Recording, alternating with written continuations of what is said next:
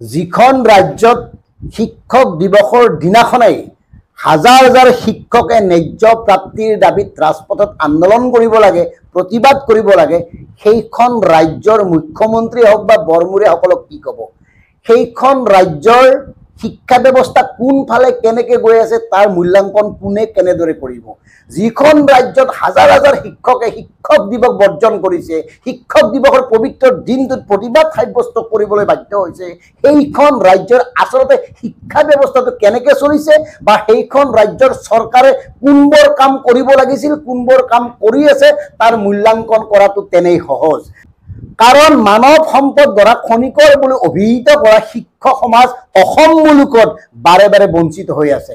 শিক্ষক সমাজক মৰ্যাদা দিয়া হোৱা নাই, শিক্ষক সমাজক ন্যায্যতা দিয়া হোৱা নাই, যাৰ বাবে হাজাৰ হাজাৰ শিক্ষকে এনেদৰে অতি দুৰ্ভাগ্যজনকভাৱে শিক্ষক দিৱসৰ দিনাখন প্ৰতিবাদত মুখৰ হ'বলগীয়া হৈছে। ইয়াতকৈ আৰু লাজৰ কথা আছেনে? ইয়াতকৈ আৰু চৰম দুৰ্ভাগ্যজনক কথা হ'ব পাৰেনে এখন ৰাজ্যৰ বাবে? যিটো দিনত ৰাজ্য চৰকাৰে লাখ লাখ টকা খৰচ কৰি বিজ্ঞাপন প্ৰচাৰ কৰি শিক্ষক দিৱসৰ আয়োজন কৰিছে চৰকাৰীভাৱে, সেই দিনাখনে এনেকৈ শিক্ষকসকলে ৰাজপথত প্ৰতিবাদ সাব্যস্ত কৰিব লগা হোৱাটোতে চৰম লাজৰ বিষয়। ইয়াতেই ব্যৰ্থতা ৰাজ্য চৰকাৰৰ, আৰু এই ব্যৰ্থতাৰ দায়িত্ব কোনে গ্ৰহণ কৰিব এই কথাটো ৰাইজে বিবেচনা কৰক, এই কথাটো ৰাইজে চিন্তা কৰক।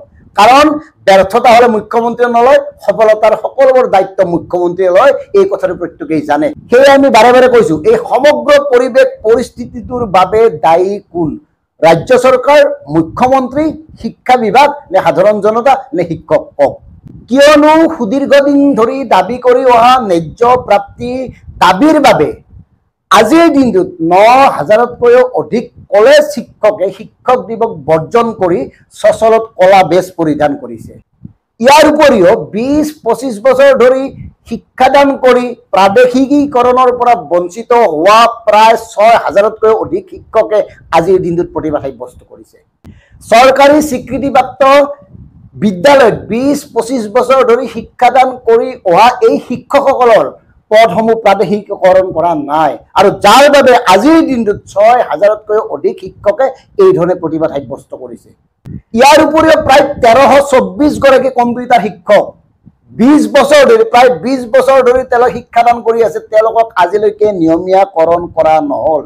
কেইবাবাৰো কোৱা হৈছিল আগতে নিয়মীয়াকৰণ কৰা হ'ব হ'ব হ'ব, বছৰৰ পিছত বছৰ গৈ আছে, নিয়মীয়াকৰণ আজিলৈকে নহ'ল, আৰু তাৰ বাবেই ১৩২৪ গৰাকী কম্পিউটাৰ শিক্ষকে আজি কলা বেজ পৰিধান কৰি প্ৰতিবাদ সাব্যস্ত কৰিছে। ইয়াৰ উপৰি ৩০-৩৫ বছৰ শিক্ষাদান কৰি অৱসৰ গ্ৰহণ কৰা ১০,০০০তকৈও অধিক শিক্ষক কৰ্মচাৰীয়ে পেঞ্চনৰ পৰা বঞ্চিত হৈ আছে, আৰু তেওঁলোকে আজিৰ দিনটোত প্ৰতিবাদ সাব্যস্ত কৰিছে। তেওঁলোকৰ পেঞ্চন দিয়া হোৱা নাই, তেওঁলোকক কিছুমানে ৭০০-৮০০ টকা পাইছে, কিছুমানে পোৱাই নাই। গতিকে পেঞ্চন বঞ্চিত এই ১০,০০০ শিক্ষক কৰ্মচাৰীৰ এই দুখ, এই ক্ষোভ কোনে শুনিব? ইয়াৰ বাবে দায়ী কোন? এখন উন্নয়নশীল ৰাজ্যত বা দেশত আটাইতকৈ গুৰুত্বপূৰ্ণ বিভাগ হিচাপে নিৰ্ধাৰণ কৰা শিক্ষা বিভাগটো, স্বাস্থ্য বিভাগটো, কিন্তু আমাৰ ইয়াত কি হৈ আছে? শিক্ষা বিভাগৰে এই অৱস্থা। তাৰ বিপৰীতে শিক্ষকসকলক একাধিক চৰকাৰে কাম কাজত নিয়োগ কৰে। তাৰ উপৰি শিক্ষকসকলৰ ওপৰত বিভিন্ন ধৰণে বিভিন্ন সময়ত নানা ধৰণৰ পৰীক্ষা নিৰীক্ষা চলাই আহিছে। শিক্ষকসকলক লৈ যি এটা কাৰবাৰ কৰি আছে এইখন চৰকাৰে, আৰু শিক্ষা বিভাগটোত যি ধৰণৰ ঘটনা ঘটি আছে এইখন চৰকাৰৰ সময়ত, ইয়াৰ বাবে জাতি মাটি ভেটিৰ কথা কোৱা চৰকাৰখনে জগৰীয়া নহয়নে? আৰু চৰকাৰখনে লাজ পোৱা উচিত নহয়নে? গতিকে দৰ্শকসকল ভাবক, শিক্ষকৰে এই অৱস্থা আমাৰ ৰাজ্যত, বাকীবোৰ বাদ দিয়ক। আৰু আমাক চৰকাৰখনে ক'ত ব্যস্ত ৰাখিছে? চৰকাৰৰ উপৰিও সংবাদ মাধ্যমে কোনবোৰ বিষয়ত আমাক ব্যস্ত ৰাখিছে সাধাৰণ জনতা? গতিকে আমি দিকে বিবেকে স্পষ্ট কৈছোঁ, অসমৰ অৱস্থা ভাল নহয়।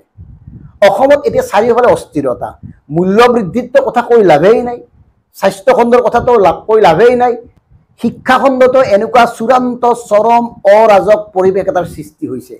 আৰু দুখ লগা বিষয় এইটোৱে যে পবিত্ৰ শিক্ষক দিৱসৰ দিনাখন হাজাৰ হাজাৰ শিক্ষকে প্ৰতিবাদ সাব্যস্ত কৰিবলগীয়া হৈছে। কিয় হৈছে, কাৰ বাবে হৈছে, ইয়াৰ বাবে দায়ী কোন, আপোনালোকে নিজেই বিচাৰ কৰক। ধন্যবাদ।